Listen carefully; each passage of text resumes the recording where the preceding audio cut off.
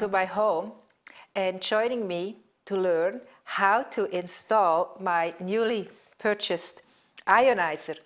I am really very excited to bring the wealth and health into my family of good water, and equally excited to have Jay here, who is actually going to show me how to do it. And so therefore I invite you, and Jay, please tell me how that works. Well, thanks, Katira. And thank you at home for purchasing your new Jupiter Science Aquarius. The Aquarius is the most technologically advanced and contemporary looking ionizer available on the market today.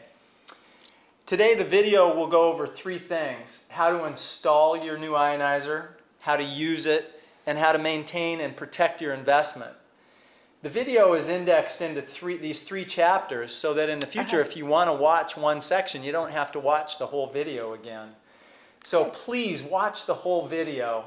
And if you have further questions, refer to the excellent manual that comes with your machine. Are you ready to open the box? Oh, yes. Well, let's do that. Great. You'll notice the top opens and lifts up.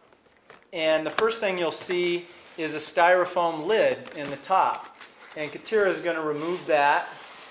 And we'll just identify the parts in there real quick for you. This is a drinking water spout.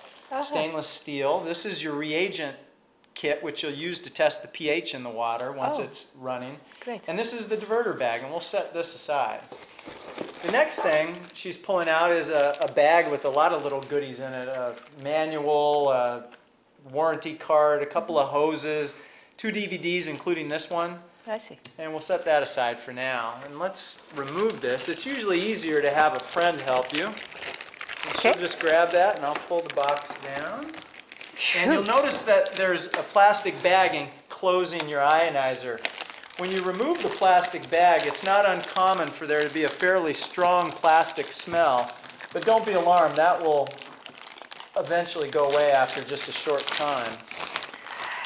It is so elegant. It's a beautiful machine. Are you ready to take a tour of the features? I'm so ready and so happy. It will look gorgeous in my kitchen.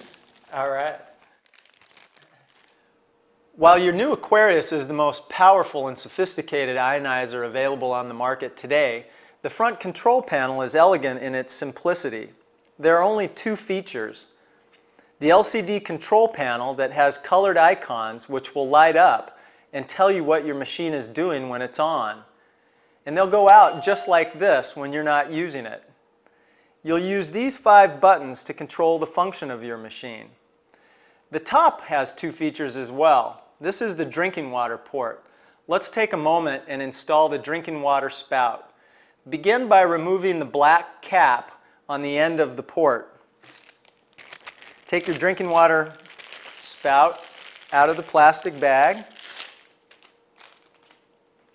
And you'll notice it's threaded on one end. And we just simply screw that into the port, tighten it firmly but not too tight, and you'll notice that it's flexible so you can position the drinking water spout any way you want. This is the calcium port, where you can add calcium if you choose. In most areas of the country, you'll have plenty of natural calcium already in your tap water, and you won't need to add any more. But in areas where your tap water is pH 6 or lower, you may choose to add extra calcium, which will help improve the performance of your machine. The back has a variety of features, and this is a great one. This is the speaker volume control. You can use a small Phillips screwdriver to adjust the volume up, down, or turn it entirely off if you want, whatever your preference. Below is the on-off power switch. Next is the fuse holder, where you can access the fuse. This is the power cord. And this is the acidic water outlet port. And you'll notice that's labeled with a red sticker. On the bottom, we have the tap water inlet port. And you'll notice that's labeled with a blue sticker. And finally, on the back, I'm tracing with my finger the outline of the filter housing door. This is where you'll access the filter.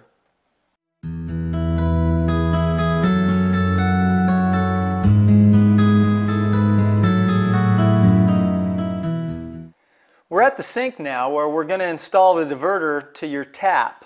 First, let's examine the contents of the diverter bag. First, and most importantly, you have the diverter. It's got a lever that you'll use to access the water to the machine. Next, you've got 3 different size adapters in case your diverter doesn't screw right onto the end of your tap. 2 spare O-rings, 2 small squeeze clamps that we'll use to put over the ends of the hoses, and finally 2 drywall anchors in case you want to mount your ionizer on the wall. So we'll begin by removing the aerator from the end of your tap, and generally you can do this with your fingers, but if you find that it's too tight, you can loosen it with a pair of pliers or vice grips. Then we'll see if the diverter attaches to the threads at the end of the tap, and in this case you can see that it doesn't. So we'll try the different adapters until we find the one that actually fits.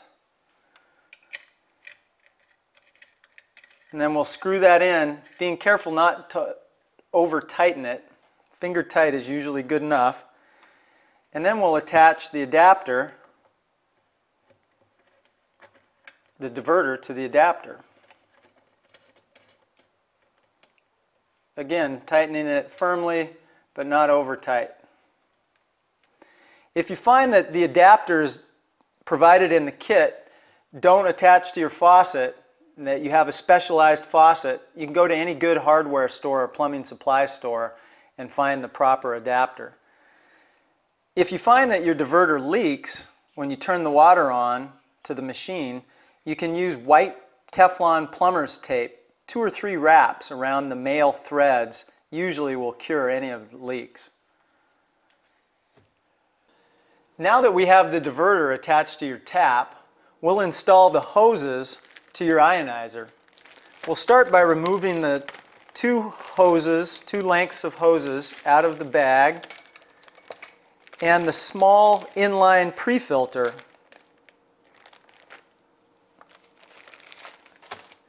We'll begin by cutting a 4 to 5 inch length of the white hose with a good sharp utility or kitchen knife. The cleaner you make your cut, the less likely you'll have a leak. Next, we'll take the inline pre-filter, and you'll notice there's a black arrow, and this arrow will point in the direction of the water flow and always point towards your ionizer. So we'll take our 4-inch section of white hose that we just cut, and we'll just firmly insert it into the pre-filter with the arrow pointing towards the hose. Next, we'll insert the free end of the hose into the tap water inlet port on the bottom of your ionizer. And again, we just simply do that by firmly pushing in and then giving it a little tug to make sure that it's firmly seated. Next, we'll install the gray acid water outlet hose into the acid water outlet port, and we'll start by taking the small black cap off of the acid water outlet port. A good tip is to soak your gray hose, the end of it, into a cup of warm water for about 20 to 30 seconds, and that'll make installing it over that acid outlet port much easier.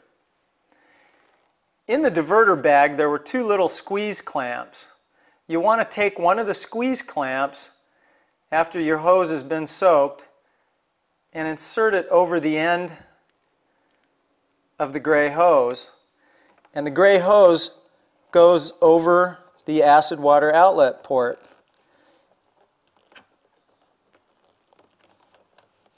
And that needs to be pushed all the way to the end so that it's firmly seated.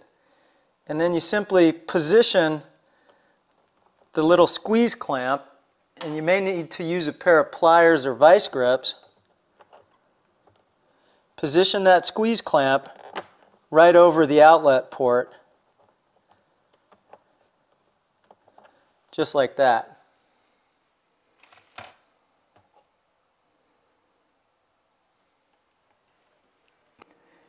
Now that you have the hoses installed to the ionizer, the next thing you'll want to consider is the location of your ionizer. Find a spot near the sink that's convenient yet out of the way. Once you locate that spot, the gray hose lays loosely into the sink and you can trim that to the proper length. The remaining white hose gets installed after we estimate the appropriate length to the diverter and trim the hose appropriately. Once again, you'll want to use a nice sharp utility or kitchen knife and make the cut as clean as possible. Once you've cut your hose, one end of it simply installs into the pre-filter by pushing firmly and then giving it a good tug to make sure it's seated properly. The opposite end gets installed to the diverter.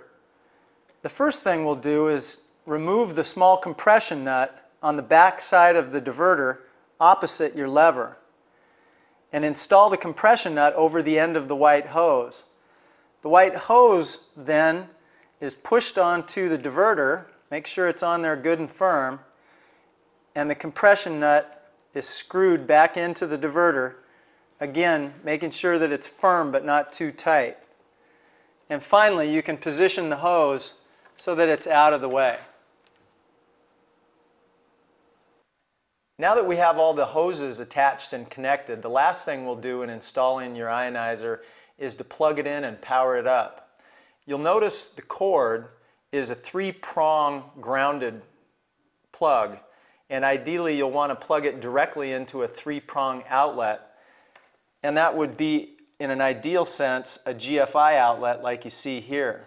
You simply plug it in, and at the back of the ionizer, turn the on-off power switch to the on position. Your ionizer will chime, the lights will light up on the LCD screen momentarily and go out after about 2 seconds. An important note is you'll always want to leave the on-off switch in the on position. Your ionizer will go to sleep between uses and then wake itself up electrically when it senses water flowing into it. If you're away on an extended vacation, you may want to unplug or turn off your ionizer.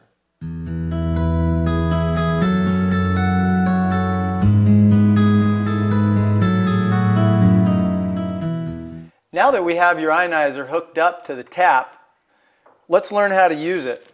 The first thing we'll want to do is turn the tap on to nice easy flow and flip the diverter lever. You'll notice the water stops coming out of your tap and nothing's coming out of the drinking water spout.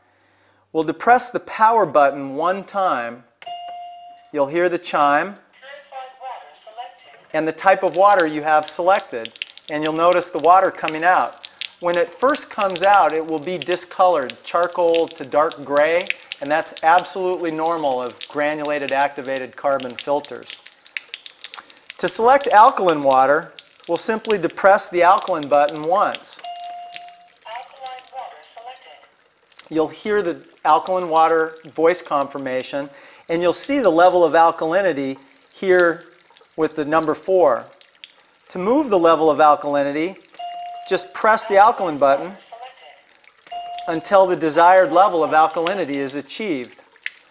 To select acidic water, same thing. Just depress the acidic button and depress it as many times until the appropriate level of acidity is achieved. You'll notice that the icons on the back panel of the LCD will light up in red when you have acidic water selected and in indigo blue when alkaline water is selected. To select purified water, simply depress the purified button. You'll get the voice confirmation, and you'll notice that no water is coming out of the acidic water outlet spout, and the water coming out of your drinking water spout is simply filtered and not ionized. The last button is the melody button, and that's used to turn the voice activation off. So if I depress the melody button and reselect alkaline, now you won't hear the voice confirmation. You'll know that you're producing alkaline water by the indigo backlights and icons, and the blue level 2 tells you what level of alkalinity you have selected. Well, it was much easier than I thought. And one last thing for us to do, to have a toast of great water, your investment in good health, and thank you for showing me. You're certainly welcome. Cheers.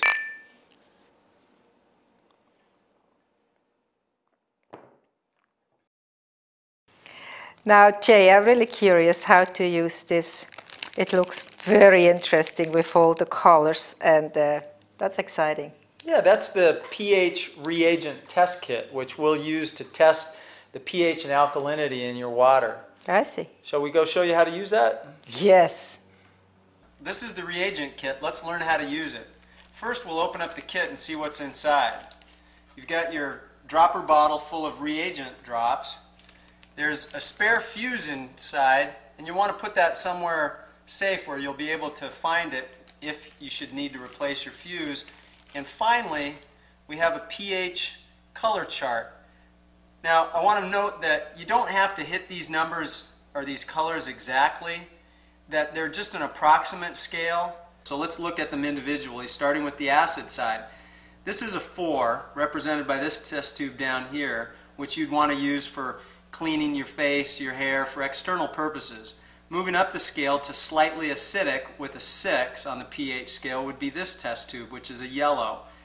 Then to neutral on the pH scale. Most tap water will be somewhere in this range between these two, and that's a 7 on the pH scale. Now moving to the alkaline side, which is a number 8 and represented in this tube by a nice blue, and that's probably where you're going to want to start drinking the water. If you start at too high an alkaline level, you may experience some discomfort from mild detoxification symptoms. So let your body adjust slowly. Now let's show you how to test the alkaline water. So now let's learn how to use the reagent test kit to check the pH level of the water. Here we're set on a level of alkaline 2, which with the color chart that comes in the reagent test kit should be around an 8 to a 9. Simply put 3 drops of the red liquid into the container and add water, and we've got a nice blue color. We'll move it up to a level 4. Put 3 more drops of the liquid in, and now we've got a nice dark purple, which would be somewhere over a 10. I encourage you to use the reagent kit and master its use, and be sure you check all the levels of alkalinity and acidity on your machine to get an idea of the performance. And I want to stress that when you first start consuming the alkaline water, you want to start at level 1 and stay there for 4 to 7 days. Once your body's adjusted, then you can move up to a level 2 and stay there for another 4 to 7 days until you're comfortable. After this adjustment period, then you're free to move up to the higher levels of alkalinity, although there's no reason to believe that the higher levels are any more helpful for you. As a matter of fact, most people find that they settle somewhere between an 8.5 and a 9.5 on the pH scale. If I would like to have more calcium in my water, are those the tablets, and how to use them? Those are the calcium inserts. Let's show you how to install them. Great. When it's time to change or add calcium to your machine, you'll do that through the calcium port at the top. We'll begin by removing the silver calcium port cap, and it may be difficult the first time or two, so you just insert a butter knife in and gently pry it up until it comes off. You'll notice there will be a mesh basket.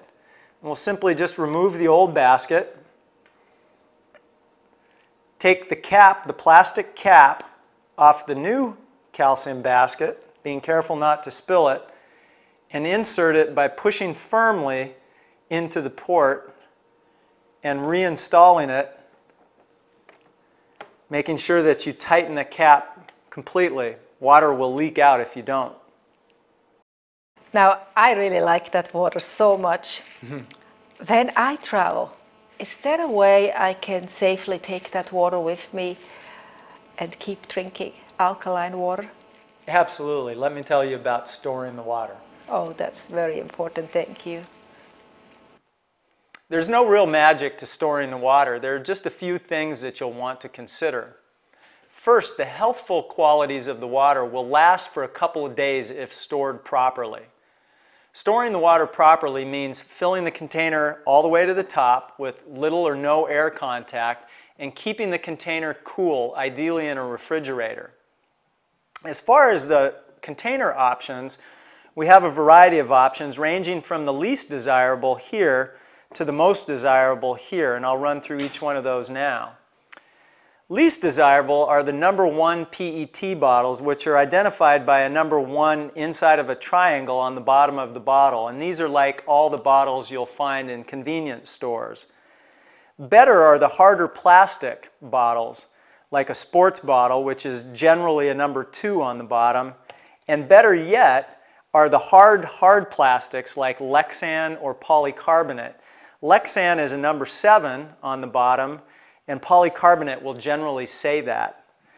But better than all the plastics is glass. This is simply a 1-quart juice jar that you'd find in any supermarket, and that's ideal for storing the water as it's completely non-reactive.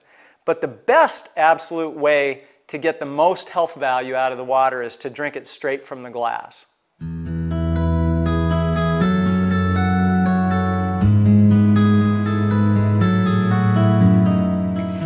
One more question. When do I change the filter, and also how do I change the filter? That is a great question, Katira. Your new Ionizer has a digital filter life indicator, and when that LED reaches the top level, you'll see a little filter icon flashing at you, and that tells you it's time to change your filter. Let me show you how to do that. Oh, please. When it's time to change your filter, you'll access this through the filter housing door on the back of the machine.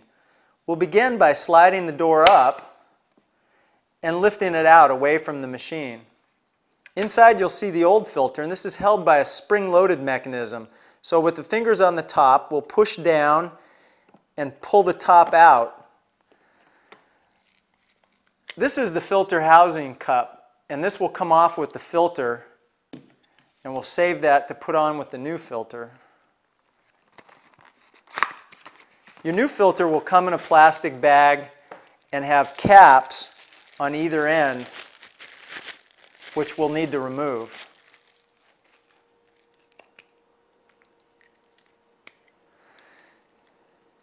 Then we'll seat the filter housing cup into the large end of the filter so that you can read the writing on the filter. Insert the filter housing cup back into the filter housing, pushing on the spring-loaded mechanism and seating the top. Give it a wiggle to make sure it's firmly in place. This is the filter life indicator reset button, and you'll use this, you'll depress this with the machine on and hold it for 5 seconds to reset the filter life indicator.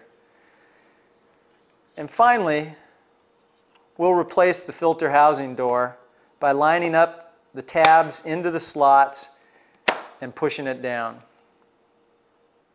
An important part of maintaining and protecting your ionizer is to regularly check and clean the small inline pre-filter that we attach to the small 6-inch piece of white hose. If you notice that your water flow has slowed down a lot and it takes you a while to fill up your water glass, it's most likely that this pre-filter is clogged. So let me show you how to clean that. You'll begin by removing the inline pre-filter by releasing it like this. The filter has a rim into which the hose attaches. You push on the rim at the same time pulling the hose out, and it's like that on both ends of the fitting. Then to clean the filter, we simply run it under water from both ends, give it a good shake,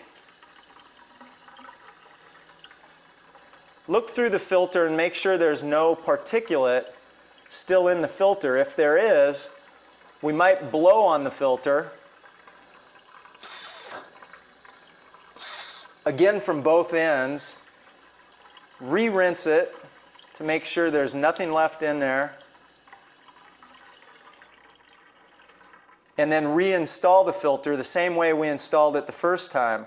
We'll begin by pushing the filter with the arrow pointing towards the 6-inch piece of hose and back towards your ionizer onto the 6-inch line, and then doing the same with the long length of white hose and giving them a good tug to make sure that they're properly seated. Again, remember to do this regularly as it will greatly improve your performance. And this little thing who came with the test tube, what is this exactly? That's a spare fuse, Katira, and let me show you how to change or check the fuse on your machine if you need to. Oh, practical, great. If you ever need to change or check your fuse, you'll do that by accessing the fuse through the holder on the back of the machine. Begin by unscrewing the little black cap and removing the old fuse. You may have to tip the machine to get the fuse to come out. Your spare fuse comes in the reagent bag and simply gets inserted back into the machine .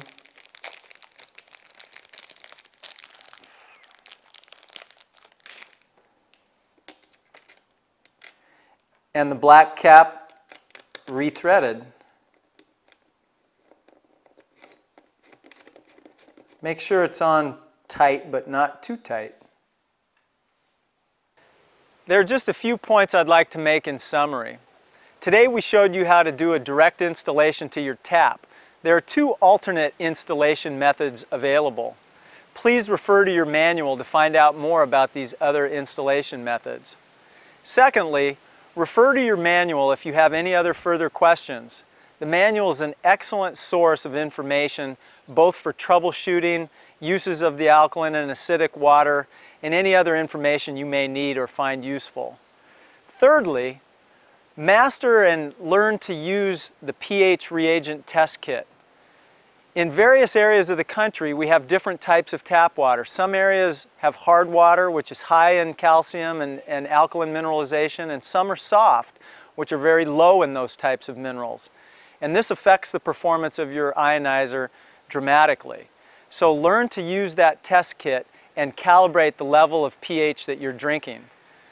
Fourth, remember when you first start drinking alkaline water to ramp the alkalinity level up slowly. Start at a level 1, stay there for 4 to 7 days to let your body adjust. Then you can move up to a level 2, another adjustment period of 4 to 7 days. And after this adjustment period is complete, then you can experiment with the higher levels of alkalinity. And lastly, remember to protect your investment by changing your filter regularly and cleaning the small inline filter. It removes very easily and you simply rinse it out under the faucet just as we showed you in the video. So remember to do that and you'll ensure many years of long, happy use with your ionizer.